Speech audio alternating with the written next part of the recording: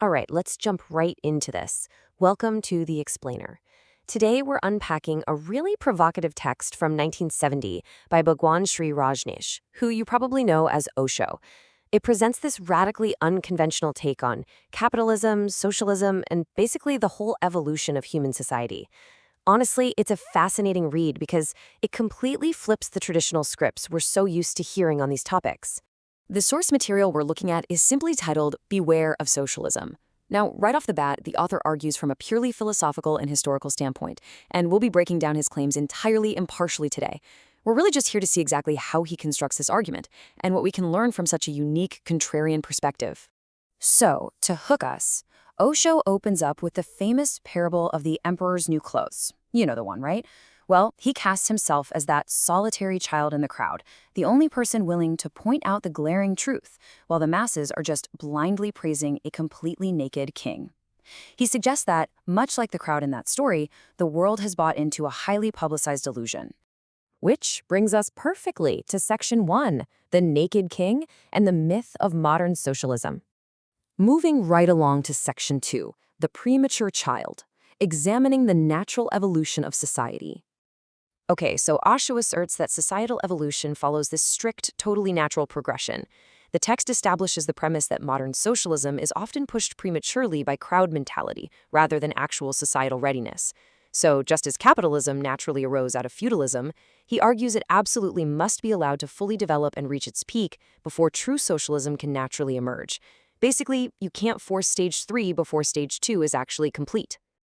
To really drive this point home, Osho uses this incredibly powerful, kind of visceral biological metaphor. According to the text, forcing socialism before capitalism has fully matured is exactly like forcing a premature birth. An impatient mother might want her baby at 5 months to just skip the labor, but the result? It's a dead or heavily diseased child. And he applies this directly to nations that tried to force socialist revolutions before they had actually built capitalist wealth. To put some real scale to the danger of this premature birth, Osho points directly to history. He claims that 10 million lives were lost in Russia simply because state socialism was forced onto an agrarian society before any actual wealth had been created. Because the wealth literally wasn't there to distribute, he argues the state had to resort to immense violence just to force the system to work. It's a pretty grim reminder of the human cost when ideology outpaces reality.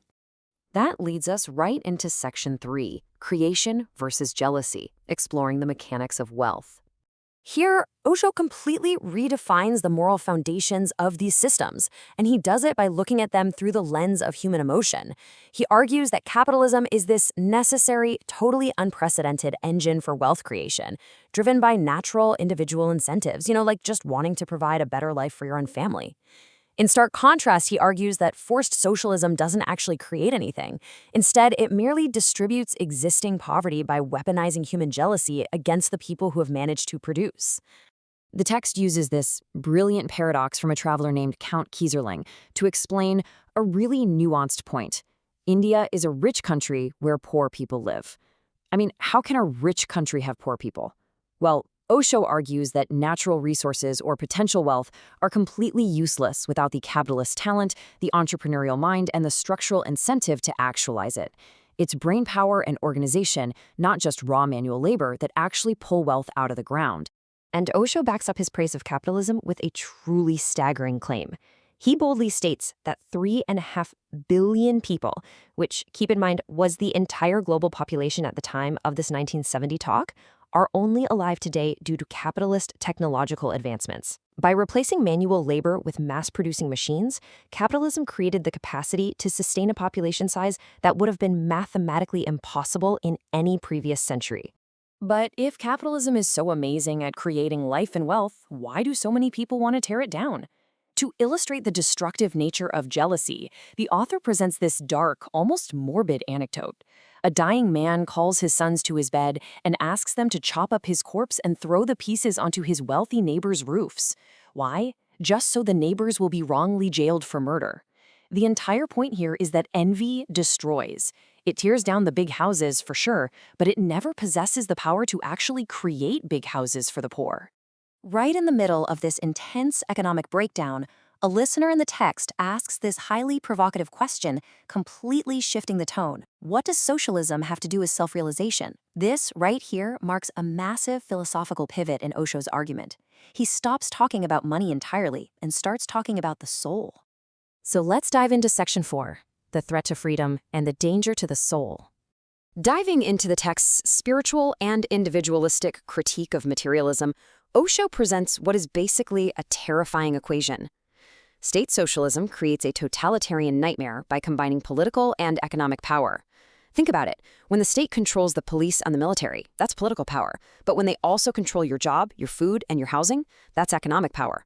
Combining them effectively destroys individual freedom, leaving the everyday citizen entirely impotent and completely unable to rebel. He uses this incredibly chilling real-world metaphor to warn us exactly where this absolute power leads. He describes a photograph of a remote-controlled horse with an electrode planted right in its brain, happily trotting and stopping on command, completely unaware it's even being controlled. Osho warns that an absolute state, armed with modern technology and materialistic philosophy that denies the human soul, will eventually try to wipe out man's inner rubble in the exact same way. Finally, we reach Section 5, the seed and the gardener. What is the actual vision for the future here? Pulling everything together, it's important to note Osho isn't saying socialism should never happen. Actually, quite the opposite. He argues that private property will naturally dissolve and true socialism will eventually bloom, but only when capitalism has fully done its job. And its job is to create wealth that is literally as abundant and free as the air we breathe. When society reaches that level of ultimate technological affluence, hoarding wealth becomes just as meaningless as trying to hoard air. So, what do we do right now? Well, he concludes that society's role is not to rip the petals open to force the flower to bloom prematurely. Instead, we have to act as a patient gardener. We need to nurture the seed of capitalism, protect individual incentive, and let the vast machinery of production reach its natural ultimate peak. Only then will the flower of a truly free, classless society open all on its own. We're going to wrap up this explainer by leaving you to ponder this final, honestly unsettling question derived from the text. If we rush the process and hand all economic and political power over to the state in the name of fairness, who is left to protect the fragile seed of your individual freedom? It's a deeply powerful framework for looking at history, economics, and human nature.